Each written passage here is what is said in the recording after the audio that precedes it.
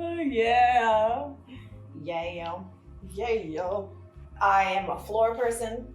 I love being on the floor. It is my happy place.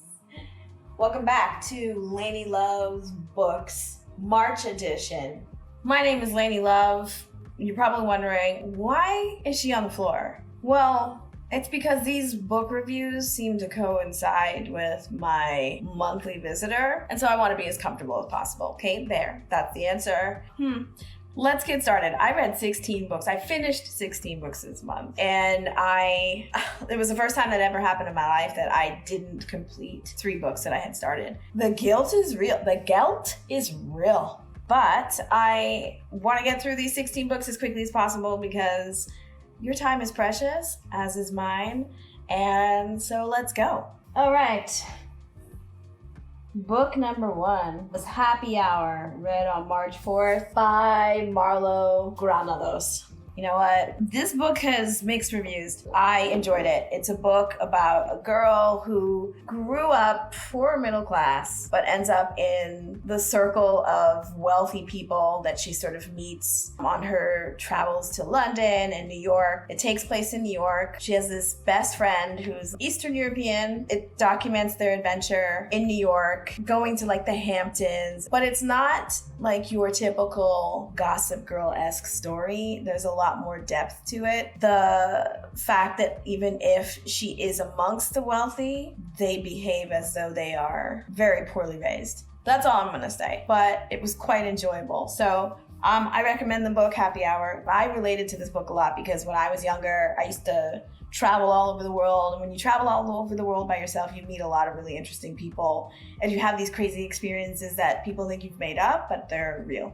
Next book was called The Push by Ashley Audrain. You know me, I'm terrible pronouncing people's names. This book was good. It's a story about this mother who, from very early on, knew something was wrong with her child. She couldn't really express what it was. The child and her had this very contemptuous relationship. Is that the right word? Meh.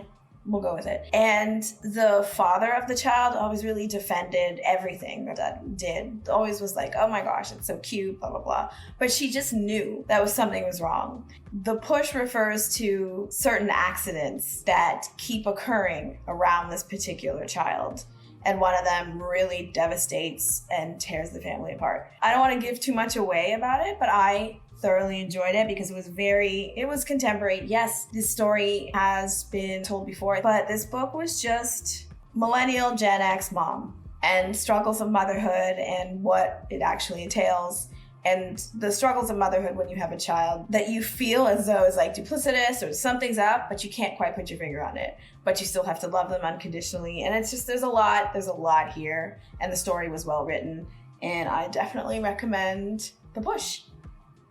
Oh, this one. Oh yeah. The Bookwoman of Troublesome County by Michele Richardson. A+ book. It was rooted in history. They had these women who would be portable librarians, and they would go to these deep, poor parts of the hills within the Kentucky region, and they would deliver books every week, magazines like Popular Mechanics and whatnot. The communities invested in sending these women on horseback, and not just these women, but other people on horseback to these very rural communities. Because the thing is, what makes this particular bookwoman special is she's got that blue people gene. I don't know if you watched that Oprah session where they had the blue man on there, but it's a group of people from the Appalachians, the Appalachia regions who have blue tinted skin. And so that's the story, was like talking about the discrimination that they received alongside of the discrimination that people of color received as well. But she literally was a person of color, blue. Such an amazing story. A lot of things happen you wouldn't expect. I definitely recommend that you read it. I loved it. I'm sorry, that was a long review, but let's move on. All right, next book. Lisa Congdon's Find Your Artistic Voice. I love books like The Artist's Way or whatever. They sort of talk about like your journey as an artist, and they come up with certain quips. This book focused on a few stories of different artists who were actually working, and like it felt like it didn't need to be a book. It could have been a piece that you write on the internet. Do you know what I mean? It felt like a compilation of blog posts. It's so short. It definitely was very quippy, you know? So forget it. But I feel like there are other art books on artists, and helping creatives discover themselves that are better written. This was unfortunate. Sorry, Lisa. Next book was We Two Alone by Jack Wang. Yes, a series of short stories. It goes throughout the history, specifically the Chinese diaspora, and takes place in South Africa, and you see the struggles of a family trying to buy homes there, their struggle with a 21st century actor who's trying to make his way in New York. The short stories are with depth, a lot of emotion. It's not all trauma-based. Some of the stories have like happy resolve, happy spirit, but general, good read. Definitely would recommend it. Fearing the Black Body by Sabrina Strings. One of the most powerful books that I read ever. This is going to be a bit of a longer review. It needs a bit more context. This book didn't just discuss historically how people have viewed the Black body. It also discusses historically how people have viewed the fat body as well. The body that has changed throughout history, and how so much misguided information has been put forth about like the fat body that's not based on science, but that has been absorbed by the scientific community. This book will rock your world. You'll realize when people are like, that person's fat, it's completely made up. Excuse my trying to keep it clean. It's completely made up. Fine. Like, she gets to the root of the science behind not just concepts of beauty, but what is concept of health. It shocked me because as a former athlete, I've gone through it. I was deemed fat when I wasn't, and it was based on all of the scientific testing, like having your body pinched, aggregated data, body scans, all of the stuff. But they didn't take into account things that happen to a woman, like development and whatever. They used all of that information to fuel their hate towards my body. They used a lot of information that was misinformation gathered as scientific information, and this book confirms so many things that you hear about the body. And I this should be mandatory reading for girls that are going through puberty, or just like for not just for girls but for men as well. I can't say more about it. This is a very amazing book, and it will change the way we approach people and their bodies and the discussion of health. Oh my gosh, rarely do books like blow my mind like this, but this one, 100%. 100. This week was a beautiful, insightful reading week. What the Fireflies Knew by Kai Harris. Story about two sisters who are left with their grandfather, who they don't really know, for a summer while their mother takes a mental break. It's just about this summer moment and the growing up that these girls go through for that short bit of summer. They go down to like a southern town because that's where their grandfather lives, and they experience like racism in a different capacity. There is sexual awakening in this story. It is not completely trauma-based. Definitely a wonderful read. It's just a beautiful story told from the perspective of a very young girl and her journey, like how your world can just change, where you go from girl to woman. Anyways, I'm not explaining that well. It's just beautiful. Sorry for the noise in the background. I live in a construction site. Oh, yes, I read went through this entire book. Robert Jordan's Eye of the World. Surprisingly, the TV series stayed close to the book. I got issues with the TV series because there was a lot more death on the TV show, and there was a lot of black death in the TV show. Characters that in the book were not black, in the TV show were black, and they were killed. That didn't happen in the book. The book, it's thorough. You get to know all of the characters that are on that destination to find the dragon. I enjoyed it. I love a good fantasy book, so I definitely enjoyed this read for sure. Oh yes, this was Amber Ruffin and Lacey Lamar. You'll never believe what happened to Lacey. This book had me cackling. Oh my God. This book was funny. I've written pieces about like microaggressions and racism, but this was funny. Amber Ruffin is a well-known comedian. She is hilarious. And her sister wrote this book with her. The stories are hilarious. They grew up in like rural Omaha, and so racism was just an everyday thing. The way that they just took a lot of stuff on the chin. If you look back and you think about all the stories, yeah, it can be looked at as sad, but the way that they applied humor and wit to everything, I love this book. I literally guffawed. I was like, oh, out loud, and I definitely recommend it. So you should definitely read it as well. You'll Grow Out of It by Jessi Klein. I don't even want to get into this book. I was bored. She's a comedic writer as well. I like witty comedians. It's something I don't know, I support. But this book was boring. She's boring. This book was totally like a story that didn't need to be written. I didn't learn anything interesting about her. No, I don't recommend it. Sorry. I can't even there's just nothing there. There's not even a story to me. Boring. Oh, yes. Nina Prose, The Maid. This was a nice read. Oh, yes. So it's about a maid who's on the spectrum a bit. And she grew up with her grandmother. And so she's very formal. She loves being a maid. She loves the precision that comes with being a maid. So this ends up becoming like a murder mystery. You follow this story and people throw her under the bus because they think she's peculiar. I mean, I'm not a person to diagnose anyone, but she's definitely on the spectrum of something, and she has like a compulsion, obsessive compulsive with like cleaning and cleanliness. She's not wealthy. People take advantage of her all the time, and you can just see that she's not as dumb as people think. And I love that. I love that this book was better than the other Maid book. Don't read the other Maid book. I couldn't even get through 2 chapters of that book. This one is the one with the story. So highly recommend, definitely read Nina Pruse's The Maid. Steal Like an Artist by Austin Kalula. I can't pronounce that last name. It's one of those like picture books, right in big font on one little page. The book is probably like this big in real life. Maybe there was a time for a book like this, Steal Like an Artist, but now we have far more insightful books that were written by people in the creative sector. So a pass, a no, a nay. Ooh, yes. Colson, Whitehead. Harlem Shuffle. Chef's kiss to the actor who voiced this book.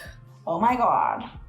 Like, oh my God. Every single character was like, you know when you listen to radio and they do those radio stories, and what it was that the production level was so high. It's the actor, and he's quite well known. The actual story itself takes place in Harlem, 1960s around there. This character owns a furniture shop where he supports the community, and he has this cousin who people mistake for his brother, who gets into like a whole heap of trouble. He's always been like getting into trouble, but he got into trouble with the wrong people, and the repercussions of that don't just ripple through the furniture shop person. What is his name?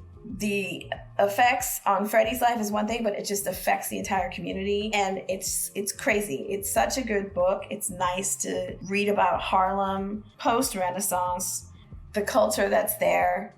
You still feel it. It felt very familiar, and I loved it, so I would definitely recommend it. Morgan Murray's Dirty Birds. It's about this. I have to learn to retain people's names better, but young gentleman grew up in a very, very rural town. I think it was called Belly Button or something funny like this. He grew up there and was so unspectacular, so below average, but he convinces himself he's a poet. He decides that he's going to take all of his money and move to Montreal. He has no plan. He's just like, I'm moving to Montreal. And it was like a disaster from moment number one. This book was hilarious. It was so funny. The things that the writer wrote, the people that the main protagonist would meet, fucking hilarious. So funny. But it was long. It could have been so much shorter. Because then I stopped laughing. Because then I was just kind of like, why is this going on? It doesn't need to go on. Kind of like this review. Okay. Another Canadian book. Andre Alexis's The Ring, or just Ring. This story, it takes place in Toronto, and it actually takes place in downtown, really. So it's nice when you read a book and you're like, oh, that's familiar. Oh, that's super familiar. So I was excited to read about it. And it's about those people who moved to Toronto. And, you know, I am not that person. I am that person that really doesn't like suburbanites. That's my issue. But it addresses certain things about like transplanted people who come to Toronto, have very vapid relationships. But the main character, what's her face? Gwen falls in love with this guy named Tancred, but she doesn't really fall in love with him. She kind of falls in love with other people before she kind of settles on him. And there was a twist that kind of happens. And this is where the sort of magical, what is it? Is it magical realism? It kicks in and makes the story really, really interesting. I don't want to give it away. Okay, I'm going to just just read it. I enjoyed it because in the beginning I was like, this is slow. These characters are one-dimensional, very boring, and then it turns into something else. I love a twist in a book, so definitely recommend as a read. Zadie, we need to talk. Zadie Smith, Grand Union. She's generally one of my favorite authors ever in the world. I've read so much of her work. I've loved her since White Teeth. This book was not it. Short stories. I was bored. I was like, what? What are these stories? These stories are not good. No. Sorry, Zadie. That's the length of the review. I don't think it was your best work. But you're allowed to. She's had so many great works. She's allowed to have a miss occasionally. Y'all, we are almost done. We are getting there. This one's for book club. Charmaine Wilkerson, Black Cake. Chef's Kiss, Charmaine. I love this book. This book. Okay, so I'll just give you a little context. Black Cake is really important in Caribbean weddings. As I mentioned, that is my heritage. Black cake can divide people in weddings and families. If you don't have black cake at your wedding, that could be a scandal for years to come. And it almost like curses your wedding if you don't have black cake. Black cake is a cake that is made with fruits and other preserves, crazy amounts of alcohol. So it ends up being like alcohol in baked form. It is soaked in booze and it is so good, but it's also terrible. Like you take one bite, you're like, oh, that's 80 proof alcohol right there. So naming it Black Cake, I was like, I know I'm gonna love this story. And it's about the Caribbean diaspora. It's such a crazy layered story. It takes place in Jamaica. It talks about like the Hakka immigration to Jamaica and how they integrated with the Black community that was there, and how every generation a diaspora member moves away and starts their lives over again. This takes place in London and in the States. I don't want to get emotional. I loved it. I love the story. That's all I'm going to say about it. There's something in this story about the resilience and the determination of people of their diaspora to survive and thrive. What these women and these people have to go through, and they just keep going, that resilience. It's beautiful.